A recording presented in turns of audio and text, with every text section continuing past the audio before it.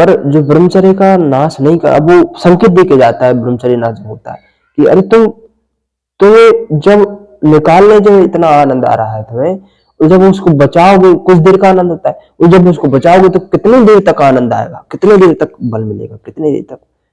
इसलिए ब्रह्मचर्य इस तरह वाकिफ मेरी कलम मेरे जज्बातों से, इस तरह वाकिफ मेरी कलम मेरे जज्बातों से, यदि इश्क लिखना चाहूं तो इंकलाब लिखा जाता है।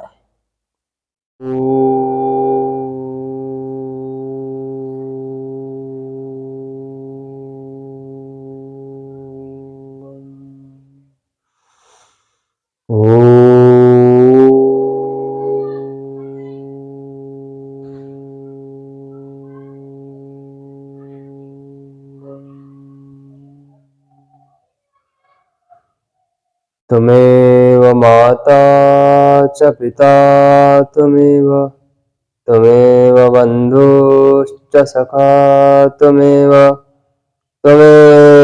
विद्या दृढं त्वमेव सर्वं मम देव।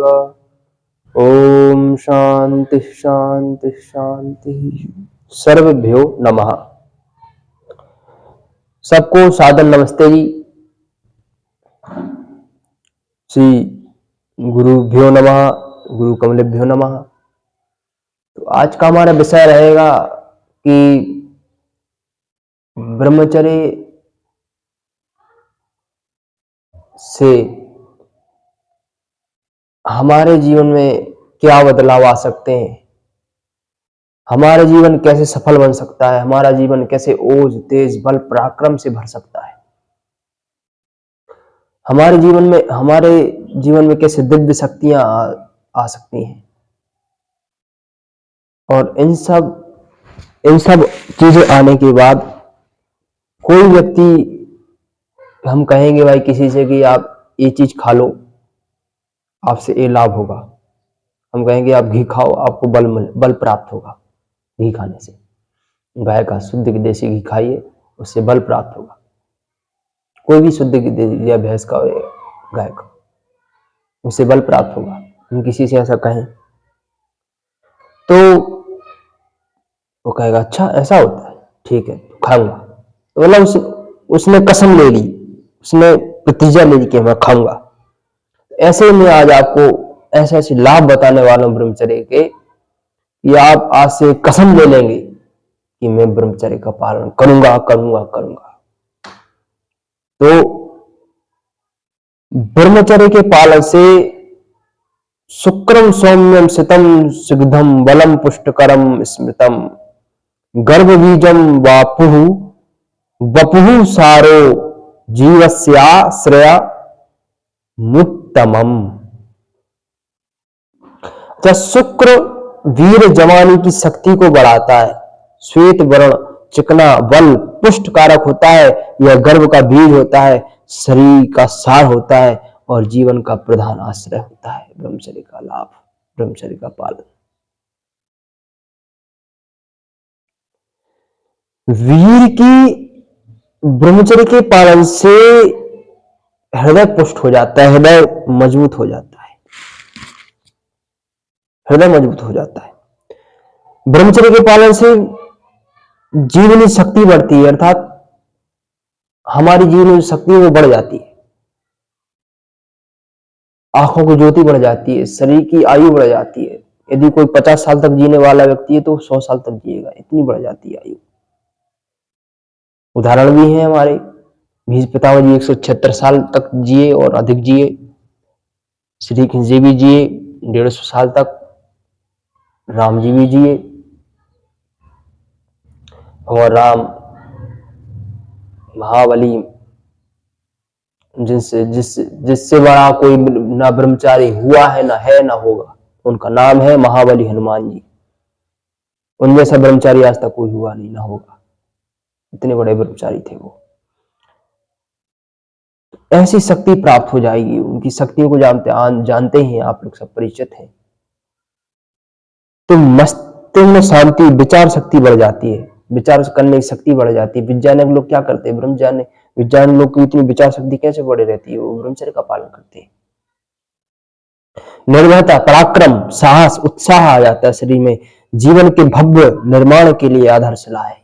यदि कोई बिल्डिंग बना रहा है, कोई कोई व्यक्ति बिल्डिंग बना रहा है, यदि उसकी नींव मजबूत नहीं है, उसकी खिड़की दरवाजे मजबूत नहीं है, तो वह घर, वह बिल्डिंग अधिक दिन तक चलेगी क्या? नहीं चलेगी, नष्ट हो जाएगी, भ्रष्ट हो जाएगी। ऐसे ही हमारे शरीर की नींव, हमारे शरीर की धातु ब्रह्मचर्य, वीर्य, यदि हमारे शरीर की धातु, सप्त धातु को हम नहीं बचाएंगे, हमारी नींव है, इसको हम मजबूत नहीं करेंगे, तो जैसे वह बिल्डिंग नष्ट हो जा रही है, गिर जा रही है, वैसे जैसे उसमें दरार आ रही है, जैसे नष्ट हो जा रही है, वैसे हम भी नष्ट हो जाएंगे। हमारी आंखों की ज्योति नष्ट हो जाएगी, बाल झड़ने लगेंगे, गंजे हो जाएंगे, शरीर में बल नहीं रहेगा, पराक्रमशीलता नहीं रहेगी, उत्साह नहीं रहेगा, स्फूर्ति नहीं रहेगी। तो ब्रह्मचर्य से इंद्रियां सबल आती, इंद्रियों में दृढ़ता आती, वृद्धावस्था जल्दी नहीं आती। वृद्धावस्था तो वृद्ध तो होता ही, बूढ़ा तो होता ही है, पर वो जल्दी नहीं आएगी, आप जल्दी बूढ़े नहीं होंगे। ब्रह्मचर्य पालन, पूर्ण ब्रह्मचारी मनुष्य जो है वो मनुष्य नहीं है। जो पूर्ण ब्रह्मचारी है वो मनुष्य नहीं कहलाएगा, वो देवता कहलाएगा। साक्षात देवता के दर्शन यदि आपने किसी पूर्ण ब्रह्मचारी के दर्शन कर लिए, तो साक्षात देवता के दर्शन आपने कर लिए, ऐसा मानना चाहिए। तो ब्रह्मचर्य पालन से इतना लाभ होता है, और ब्रह्मचर्य जो हानि करता है, ब्रह्मचर्य जो पालन नहीं करता, वो उसको क्या होता है? आजकल के नवयुवक जो है, रोग भीषण रूप से फैला हुआ है, यह रोग, ब्रह्मचर्य का जो नाश हो रहा है भीषण, मतलब अधिकतर एक बार जो इसके चक्कर में पड़ जाता है ब्रह्मचर्य के नाश के, फिर आमरण इस संहारकारी रोग सब मुक्त नहीं होता। यह बीमारी बड़े बड़े विद्वान तक में फैली हुई है। यह बड़ी निर्दयता से मनुष्य के शरीर को निचोड़ रही है। इससे इतनी हानियां हैं कि जिनका उल्लेख कर पाना संभव नहीं है। बिल्कुल खोखला कर देती है शरीर को।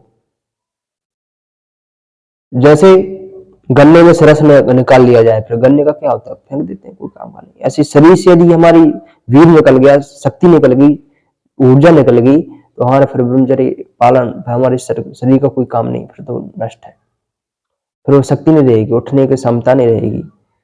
तो ब्रह्मचर्य के नाश से स्थेंद्रिय की सब नसें ढीली हो जाती हैं, इंद्रियां शिथिल हो जाती हैं, मतलब ठहर जाती हैं कोई, और बार बार स्वप्न दोष होने लगता है।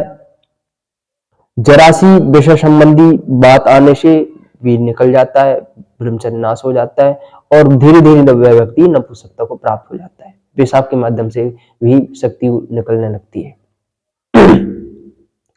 और दृष्टि में कमी आ जाती है, आंखों से कम दिखाई नहीं लगता है, भूख नहीं लगती है, मंदाग्नि हो जाती है, स्वप्न दूर होने लगता है, उन्माद बुद्धि भ्रष्ट हो जाती है, क्षय हो जाता है, और मनुष्य स्त्री समागम से सर्वथा अयोग्य हो जाता है। वह संतान उत्पत्ति कभी जीवन में, अपने जीवन में नहीं कर सकता, संतान उत्पत्ति नहीं कर सकता, विवाह के लायक नहीं रह जाता। तो नष्ट ब्रह्मचर्य नाश से पुरुष सदा को डरना चाहिए।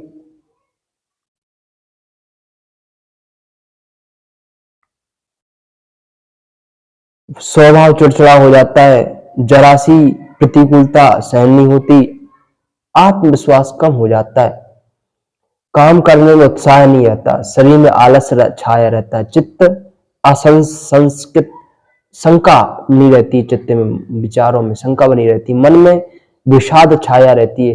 कोई भी नया काम हाथ में लेने में भय लगता है, कोई नया काम नहीं कर पाता है।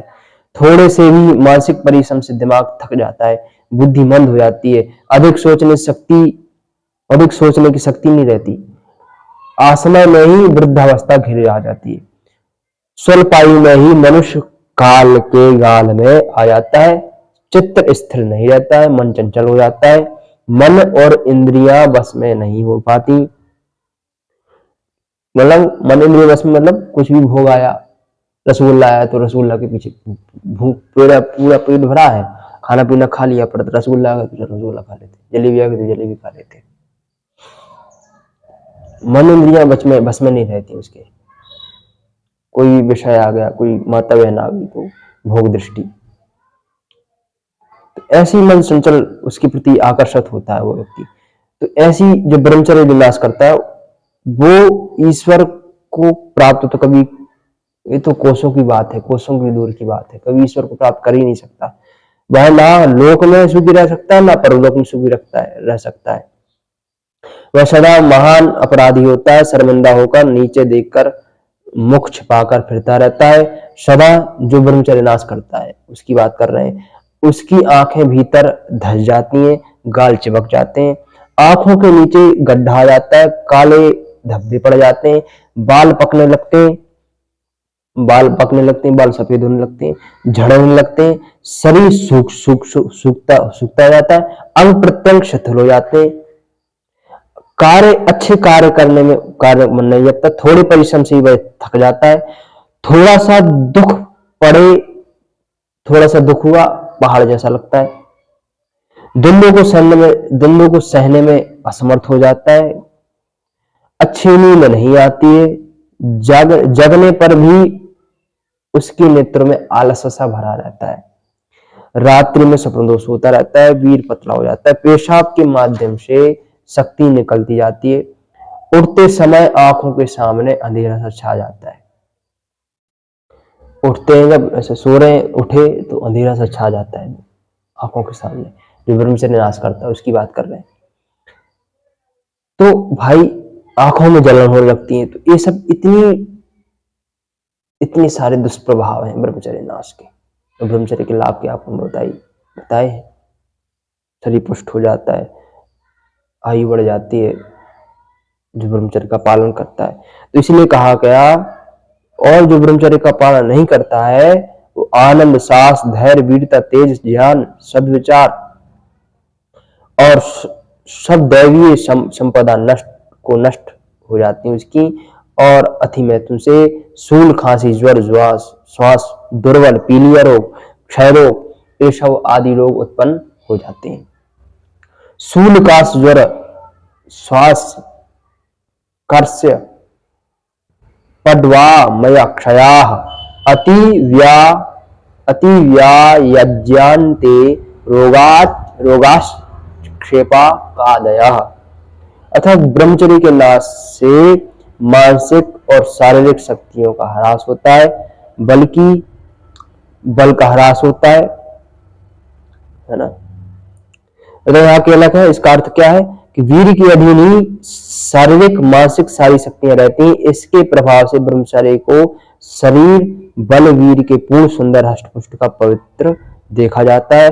व्यभिचारी पुरुष क्षणिक सुख के लिए अपने वीर ब्रह्मचर्य नाश कर डालता है, अतः उनका शरीर निस्तेज, निर्बल, कुरूप हो जाता है। वीर नाश से ही मनुष्य की मृत्यु भी शीघ्र हो जाती है। इसलिए इस अमूल्य रत्न को केवल गर्भाधान के अभिप्राय से ही शरीर से बाहर निकालना चाहिए, अन्यथा इसकी आवश्यकता ना हो तो कभी भी शरीर से पृथक ना ही करना चाहिए, ब्रह्मचर्य नाश करना नहीं चाहिए। अर्थात गृहस्थ में ही केवल संतान उत्पत्ति के लिए ही इसका प्रयोग करना चाहिए। तो ब्रह्मचर्य के नाश से मनुष्य जो है वह क्षणिक सुख के लिए व्यक्ति अपने ब्रह्मचर्य को नाश कर डालता है। पर जो ब्रह्मचर्य का नाश नहीं कर, अब वो संकेत दे के जाता है ब्रह्मचर्य नाश होता है कि अरे तुम जब निकालने जो इतना आनंद आ रहा है तुम्हें, और जब उसको बचाओगे कुछ देर का आनंद होता है, और जब उसको बचाओगे तो कितनी देर तक आनंद आएगा, कितनी देर तक ब्रह्मचर्य का पालन करो। जय हिंद, जय